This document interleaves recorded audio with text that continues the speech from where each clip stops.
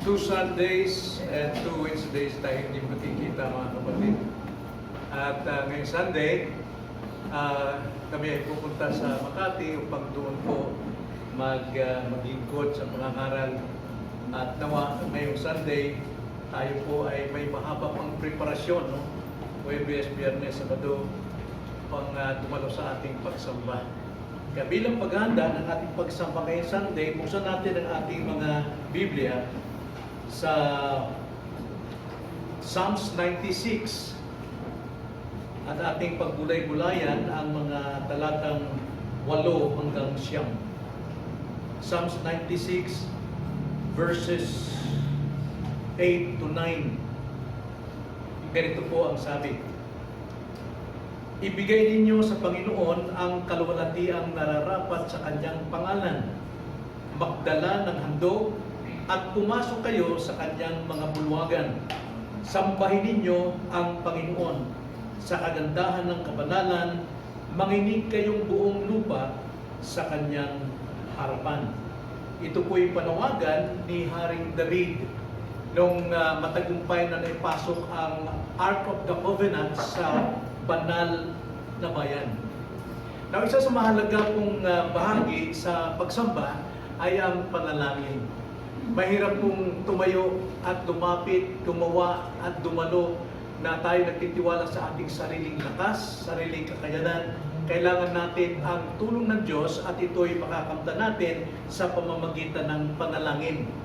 Sa ating panalangin, pinapalagay natin ang ilang mga bagay.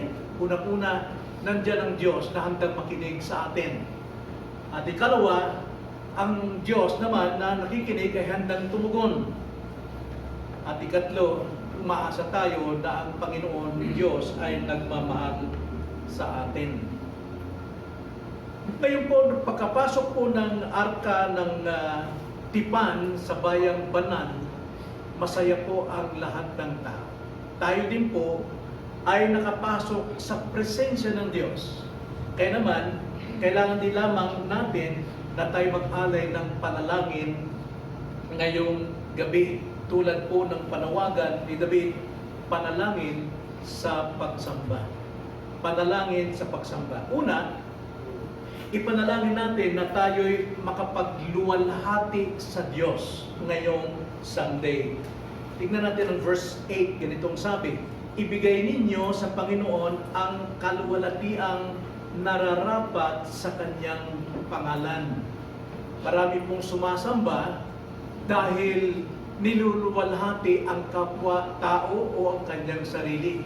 Kaya dapat lamang natin ibigay ang kaluwalhatian sa Panginoon lamang sa ating pagsamba. Na sana panalangin natin. Dahil kung sa ating sarili, mga kapatid, tayo'y malilihis, maaaring nakasentro tayo sa ating sarili. Kailangan sa ating panalangin, ang Diyos ang masentro sa ating pagsamba. Na tayo makapagbigay luwalhati sa ating Panginoon. Ibig sabihin, ipahayag natin ang kanyang gawang biyaya sa pamamagitan ng ating panalangin. Ikalawa, ipanalangin natin na tayo'y makapaghandog. Makapaghandog. Again, sa verse 8, ganito ang sabi: Ibigay ninyo sa Panginoon ang kaluwalhatiang nararapat sa kanyang pangalan. Magdala ng handog. Yung po ikalawa. Ang layunin natin pagdating sa pagsamba ay hindi lamang tayo po ay makikinig ng salita ng Panginoon. Unang-una, kaya tayo sasamba dahil mayroon tayong ihahandog. Sa lumang tipan, kapag sila po ay sasamba sa Panginoon, sa ating Diyos, sila'y may dalang mga hayop.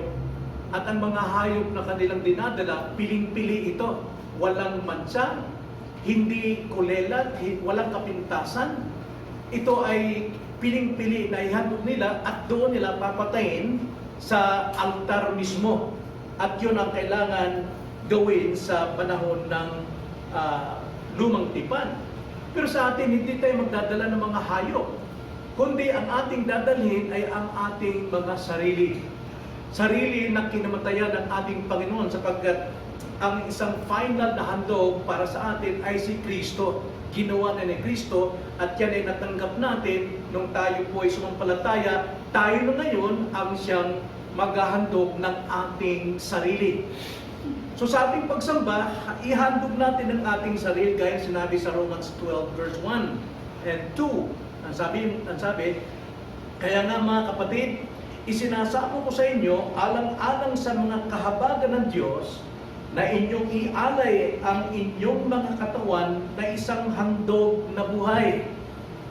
Isang handog na buhay. Buhay sa isang bagong buhay pananampalataya. Ito'y banal na kasiyasiya sa Diyos na siya ninyong makatuwirang paglilingkod. At para natin masabing banal at kasiyasiya sapagkat ginagawa natin ang verse 2 na hindi natin itinutulad ang ating sarili sa sanlibutan ito, kundi tayo'y nagbago sa ating isipan upang mapatunayan natin kung alin ang mabuti at kasiyasiya sa nalubos na kalooban ng Panginoon. At kung ating ihandog ang ating sarili bilang banal na tinubos ng ating Panginoon, ay matutuwa at malulugod ang Diyos sa atin na ibibigay natin sa Kanyang pangalan yung katampatang pagsamba sa Kanya. Sa Lumang Tipan, marami pong mga pari ang mandaraya. Kanya nga galit ang Panginoon sa mga sumasamba sa Kanya na nagdadala ng mga hayop, na mga duling, mga sakang, at ang sabi ng Panginoon, lahat yan ay marurumi. Lahat yan. Malakay chapter 1 verse 6. Tingnan nyo paano ang Panginoon ay hindi natutuwa sa mga handog ng mga pari noon kasi dinadaya nila ang Diyos. Gayong hindi madadaya ang Diyos. Ang ibinibigay nila yung natira-tira, yung mga reject para sa kanila. Ang sabi sa 6, iginagalang ng anak ng kanyang ama o ang kanyang ama at ang mga utusan ang kanilang amo. Kung ako nga'y isang ama, nasaan ang karangalang nararapat sa akin? At kung ako'y amo, nasaan ang paggalang na para sa akin? Sinabi ng Panginoon na mga hukbo sa inyo, o mga pare na humahamak sa aking pangalan. Inyong sinasabi, paano namin hinahamak ang iyong pangalan? Kayo'y naghahandog ng maruruming pagkain sa akin sa dambana. At inyong sinasabi, paano ka namin nilapastangan? Sa inyong sinasabing ang hapag ng Panginoon ay hama. Verse 8, kapag kayo'y naghahandog ng mga bulag na hayop bilang alay, di ba masama iyon?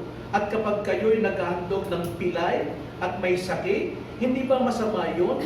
Subukan mong ihandog iyon sa iyong gobernador. Masisiyahan kaya siya sa iyo o papapakitaan ka kaya niya ng kabutihan? Sabi ng Panginoon ng mga hukbo. Ganun po sila maghandog, dinadaya nila ang Diyos. Kaya ngayong Sunday, mayroon pa tayong ilang araw ng paghahanda, tayo sumamba na ihandog natin ang ating sarili bilang banal. Ibig sabihin, tayo po'y piling-pili, no? Naka-ready tayo. Pinagpipray natin yan na every Saturday dapat ihanda na ating sarili upang magising tayo ng maaga ng Sunday, maaliwalas ang ating sarili. Hindi yung tira-tira.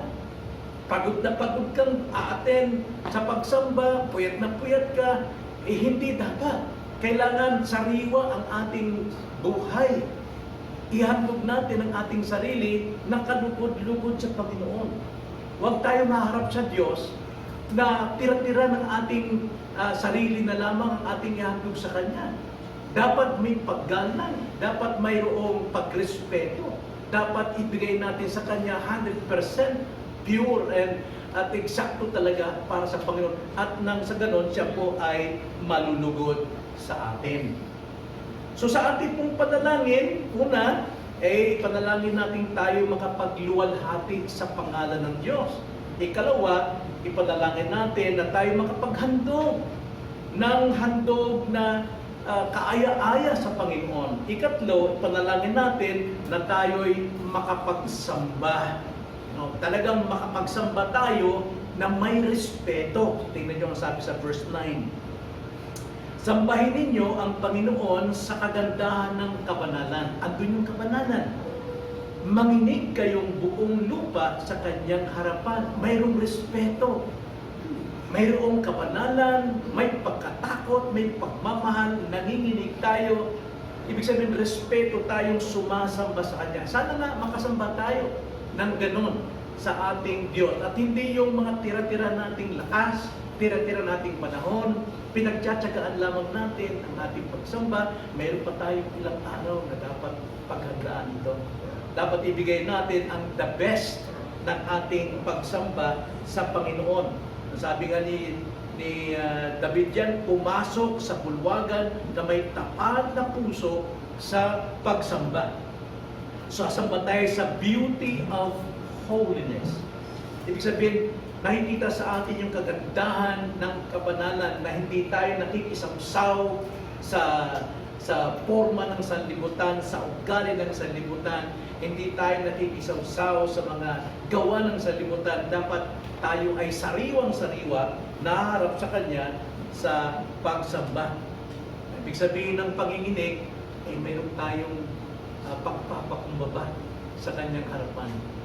Pagpapakumbaba na kung saan handa tayong tumanggap ng Kanyang mga salita. Manalangin tayong may kapangyarihan. Madalas nating ina-announce siya na every Wednesday na sana pagdating natin sa sambahan natin, naupo lang tayo dyan, na tahimik, na nag-pray. Pero hindi natin nagagawa ngayon yun Kwentuhan ka agad, asyalan agad kung saan, dapat maupo tayo, manalangin tayo, na may kapangyarihan ng panalangin. At ang kapangyarihan ay yung presensya ng Diyos na nalulugod sa atin. Alam nyo, katulad ng mga magsasaka, mga farmer, ang mga farmer, maaari silang mag-pray para sumagana ang kanilang ani. Pero hanggat hindi sila nag-araro, hanggat hindi sila nag-ungkal ng lupain, hanggat hindi sila magtanim, kahit anong prayer nila, wala silang aanihin. The same with us. Nagpipray nga tayo na sana malawalhati ang Diyos, pero tayo naman puros tira-tira yung bibigay natin. Late pa tayo at kumisan na nakaka-distract tayo sa ating mga kapatiran dahil hindi tayo handa. Dapat handa tayo mga kapatid. Ugaliin natin na ating bigyan ng kaluwalhatian ang ating Panginoon. Ang sabi nga ng Luke chapter 6 verse 46, tinatawag niyo akong Panginoon, pero hindi niyo naman ginagawa ang kalooban ko. Ilang taon na tayong late. Simula na maging miyembro tayo. Ilang taon na tayo nalilate, hindi pa rin nababago. Dahil, mas inuunan natin yung ating sarili. Mayroon pa tayong ginagawa sa morning. Tira-tira na yung binibigyan natin sa Diyos. At sasabihin natin, I love you, Lord. Ang sabi ng Panginoon, matutuwa ba ang gobernador kung kayo'y maghahandog ng mga duling, ng mga sakang, ng mga handog? Ihandog ninyo ang inyong sarili bilang haing buhay, banal at kalugod-lugod sa ating Panginoon. So, ipanalangin natin mga kapatid ang tatlong ito. Ngayon, para sa ating pagsamba, ngayong Sunday. Una, na tayo makapagbigay ng walhati sa Diyos. Ikalawa, na tayo makapagdala ng handog sa Diyos. Malinis, piling-pilit yung ating katawan. Talagang nakahanda na. Maagang-maaga pa lang, talagang naghihiliyab sa ating puso ang pagsamba.